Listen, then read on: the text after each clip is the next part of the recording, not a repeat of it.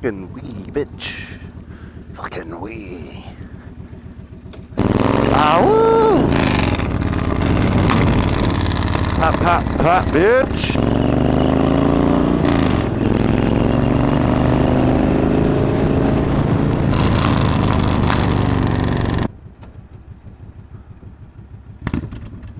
Oh, classy. Yeah. Got away. Jesus. Legend. So right, what happened was, my Ninja, the Ninja I put so much love and attention into, that I've spent so much time working on, you've seen all the videos of, that decided that it was going to break again.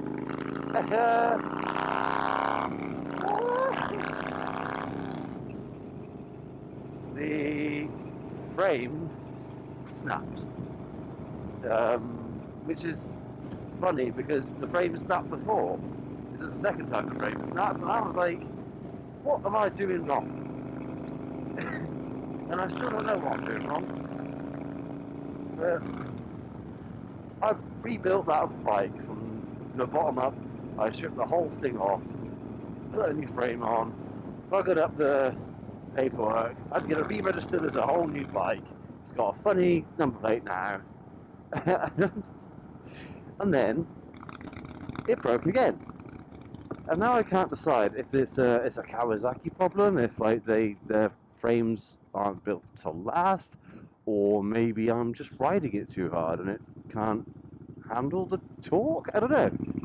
It's broken in the same place as it did before. It is broken just below where the swing arm attaches to the frame, on both sides, two cracks in the frame. And I've been wanting to talk about this for ages, but I keep fucking forgetting. I was gonna sell it as it was. And I looked into it, and I'm not going to get a lot of money for it. And it means more to me if it works, especially as I put so much time and effort into making it work in the first place. I haven't really got much out of it. I'm saying much out of it. I've ridden it solidly for 3 years. That's something, right? But this was last January it did that. Last maybe June? No, May, March. Last March, right? I was had it MOT'd and I was running it for about a month. And then noticed that, yeah, they had a crack in the frame again. Well, it's not as bad as the first time that it happened, but it's still in the same place. I guess it's fatigue. I don't really know. So I have a new frame. The frame cost me 20 quid. The frame cost me 60 quid. So I'm going to strip that thing down and rebuild it again. From the ground upwards again. This time I'm going to clean everything as I go. Last time I did it in my kitchen and did the whole thing apart. I didn't bother cleaning anything. I would say I want to get it done as quickly as possible, but I have to start to icky every single day. Because I just did it a bit every night and I did it in my kitchen. And that was really the first time I'd ever done anything to the bike. Like, I mean, I change pockets, whatever, but that was the first time I'd ever really put into the depth of the bike. It was just a whole thing down. Just an engine running high pitches. So that was cool. And then these people break and put together again. I should have cleaned it, right? Anyway. And now I've got to set out my workshop for doing that in. Which is fine. We need to do it there anyway. It's not really a workshop, unfortunately, but my shed with a scaffolding plan as a bed. And some choke trays on one side. I've got shelves to put in here. I've got all the kit to fit it out with, and I really like a rolling toolbox. That'd be cool.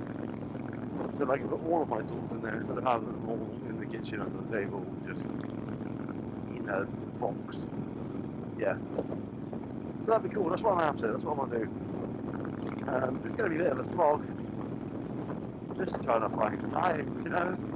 But I don't want to sell it. I want it to be mine. I bought that bike in 2014. It broke in 2015. It took me a year to fix it. Another year to figure out how to do the paperwork. It's very convoluted. You need to have one form to get the other form, but you need to have that form to get the first form. It doesn't really make a lot of sense. I'm also not very good at paperwork because ADHD says that's boring, let's do something else. And I can't just sit there and try and figure out words and forms and bureaucracy. Can't do it. So yeah. I got it back up on the road. Yeah, it was, well done, dickhead. It was roadworthy, had its MSVA motorcycle, single motor vehicle assessment or something. Basically, they're like, this is an advanced MOT, and they're like, oh yeah, this is quite well. Didn't pass the first time because my brake pads on the rear brake were brand new, hadn't been bedded in, so when he did the does it stop test, it didn't stop, and that was how it failed first time. So I did it again second time after just running it around the block, but you have to rebook it, you can't just turn up. So I was like, I think it was 2 weeks later, I had to hire a trailer again, take it all the way down to Cardiff, I think it was it Bristol? Somewhere with a funny accent. And dance. And yeah, because I know what I'm doing, I just don't know what I'm doing. Does that make sense? Like, I understand mechanical things, I am an engineer, I know what I'm doing. I understand stuff, I just haven't done it before. But I'll figure it out, because I'm not done a cookie. And yeah, so I'm going to have to do that again. But I don't want to fuck up the paperwork this time, because I only have to do the MSVA thing because I fucked up the paperwork. I changed the frame to the engine number, not the engine to the frame number, forgetting that the number plate is attached to the frame and not the engine. So yeah, just change the right number on the V5, dickhead, and it should be okay. That is if the frame that I've got actually comes with a number plate. I haven't looked. I got it in the box. It's been sat in the kitchen for a year. I've just not looked. Hoping it comes with a number plate, but whatever. Anyway, more interesting things than just changing the frame, because that's just rudimentary. It's long-winded and effort, whatever, but it is rudimentary. I'm planning to, at the time, turn it into a bobber. I'm not going to give it hardtail suspension. That's just fucking stupid. That's a recipe for wheelies and just burnt out back tyres. But I'm going to leave off the rear subframe, trim down the fairing so it just is the bare minimum. I know like bobbers canonically don't have fairing, but like, I feel like it might need a little bit of that fairing, because the fairing, it was designed by people who make planes. The aerodynamics of that bike are to allow it to perform in such a manner. It's not just a functional aesthetic thing. I mean, it's just not exactly a pretty bike. So that's the plan. Leave off the rear sub fairing, move the electronics underneath the tank cowl, change the headlights and tie up the ugly bits that you don't normally see. That's the idea. Because when I rebuilt it the time before, when I was halfway through rebuilding it and had some of it on there, it looked fucking sick. Just this big, beefy barrel chest of a bike with this massive fat back tyre and then just a seat and nothing over the back wheel. Oh man, it looked real good. I was like, I should leave it like this, but then dickhead fast brains like, if you leave it like that, it won't go so fast. I'm like, how fast can you really go? I mean, done 160 before now. Not in this country, but I've done 160. Wow, 160 before now, and yeah, it's cool. That's alright. It's not really that practical though. I don't take the autobahn very often, and even when I go on to motorways, I err on the side of caution simply because I like my license intact. So yeah, a bobber, that'd be fucking cool. Obviously, I have a thing for these custom bikes. It's so much more interesting in stock bikes. Stock bikes are bland, and just it's not a you thing, is it? It's just a thing. It's, you decided you wanted to buy it, but it's not really a you thing. You didn't make it. You didn't have any decision over that. The only thing you decided is what colour you wanted it in, if you were so inclined to be there when it was released. It's that, you know,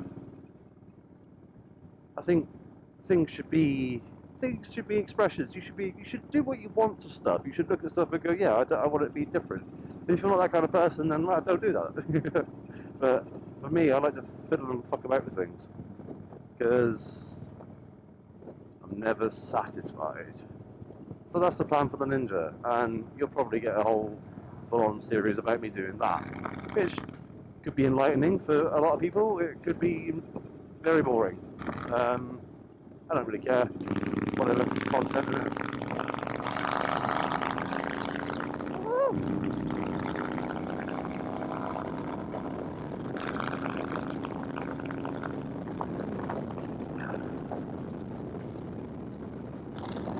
Oh, goody good bollocks. What are you doing? Oh, you fucking knobhead. Fucking indicate. What?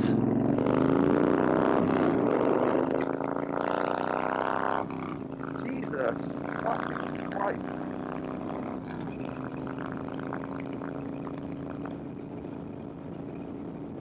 Oh. Anyway, I've just had this thing MOT. That was fun. Nothing wrong with it. Steady as a rock. Solid. Good. Solid British engineering. Oh, the lies we tell ourselves. No, it's fine. I had to move an indicator. I've got these little LED light that sits underneath the rear mudguard, and it's the light. And then there was two little bullet things that mounted on the swing arm that were like indicators and rear lights. And they were chrome when the chrome was coming off, but more importantly, the one on the right hand side wasn't functioning, and I just thought it died because it was cheap, so I bought new ones. They weren't dual, they were just indicators, so I bought new ones. In the process of swapping the one over that wasn't working, I discovered that the thing that wasn't working because the bell had ruptured the wire, because it was mounted in a bit of a knobhead position, so the bell was running on the wire. There was actually nothing wrong with it, but I thought, fuck it, I've cut the wires into pieces now to get them out from where they were housed, so fuck them, and I changed it for the new bullet, and I got a new mirror. I don't know if you noticed that. Got a new mirror. I didn't have a mirror for a long time. Don't you dare pull out on me, you fuck. I sound like a barrage of shotguns. You must have heard me come in. Yeah, new mirror, new indicators, and new brake pads.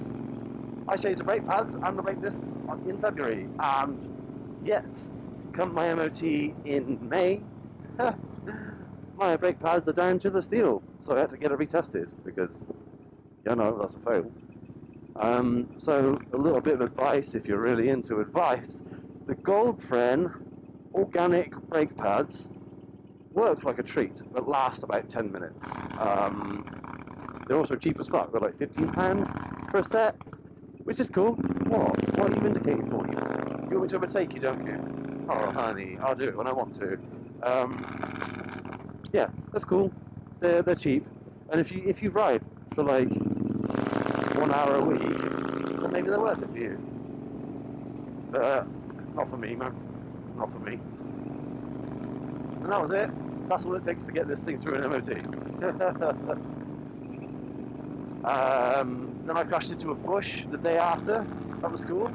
Come around a corner on the way to work, and it wasn't even that much of a blind corner. It was a corner, and there's a turning for like a farm thingy on the right, and before now there's been a car pulling out of there, and I'd have to jam the anchors on and bang my foot up a bit, but that was cool. But that wasn't this bike, that was the Ninja. Anyway, I was coming around that same corner with a bit of caution, because occasionally there are people pulling out of that junction, but before that junction, there was a gateway into a field that I'd never noticed before, and there was a combine harvester pulling across the oncoming lane into it. And I'm doing, I don't know, the speed limit, maybe, and you don't get time to look at these things. Jam the anchors on, back wheel starts to snake, and I'm going diagonally across the road, because I'm not going to stop before I hit the combine. Then there's a queue of traffic behind the combine and the oncoming, so I thought, I'll just head for the bushes.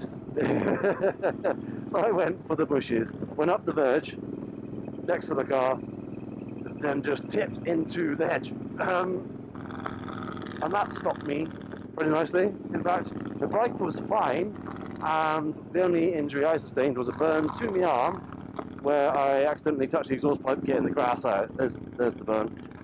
Yeah, accidentally touched the exhaust pipe while getting the grass out of the foot peg area. That's cool. It took 3 people to lift the bike off my foot enough for me to get free, because my foot was pinned, and I was like, ow, now I'm stuck. And yeah, it took 3 people to lift it up just enough to get my foot out. Then I got off it, or got out from the bush, stood up, picked it up just by myself, wheeled it backwards down the verge, while the farmers there apologising profusely. Didn't see me coming. Of course you didn't see me coming, mate. You're not expecting things on 4 wheels. Wouldn't have mattered anyway, even if he'd seen me coming. He wasn't going to be able to get out of the way in time. He was in a fucking combine harvester. Anyway, I wasn't mad about it. I'm like, shit happens, I'm okay. And he was like, I don't know what to do. I'm like, don't worry, I'm okay. He's like, yeah, but are you okay? I'm like, I'm okay. So what now? I'm like, I'm going. And he's like, oh. And he was in more shock than I was, obviously. So I just looked him dead in the eye. Looked him dead in the eye, grabbed his hand, gave him a nice firm handshake and a nod, told him everything was okay, and then I fucked off to work, which was about 30 seconds down the road. And the horror I saw on the faces of the people in the car at the front of the queue of oncoming traffic that were waiting for me to obviously get out of the way or have an ambulance called, when they saw that I just got on my bike and fucked off. They looked like they just seen me rise from the dead, and I guess to some extent they had. I think they were anticipating me to be shredded or like in need of medical attention, or my bike needed some sort of work, or somebody'd have to come pick me up, whatever, you know. But expect the worst, right? But the look of like, what is going? It was just like a group of old people in their little people carrier thing, and honestly, it was beautiful. And also after that, I could honestly say I haven't felt that alive in years. Like, I'm not going to go around looking for crashes. I'm not that way inclined. I like my bike in one piece. I've just had it MOT'd. I've had it resprayed. I'm not going to go looking for crashes to happen. I'm not going to go around corners recklessly, or any more recklessly than normal. But fucking hell, you get used to going fast. You get used to taking corners fast. I haven't yet got used to narrowly avoiding death. That's the new one for me, and my god, it is strong. It's pokey shit.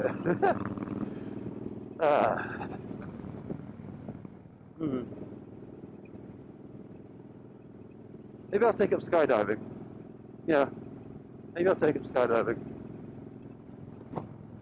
Anyway, that about wraps this one up.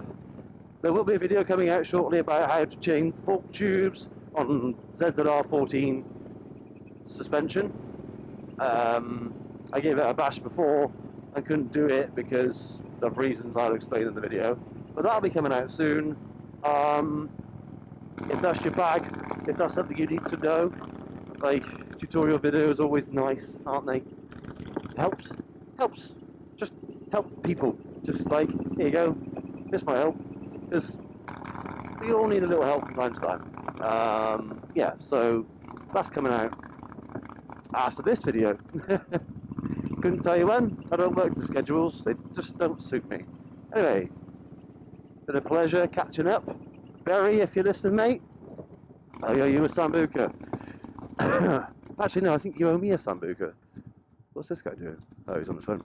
Shitting hell. Alright. Yeah. Take it easy, guys. See you next time.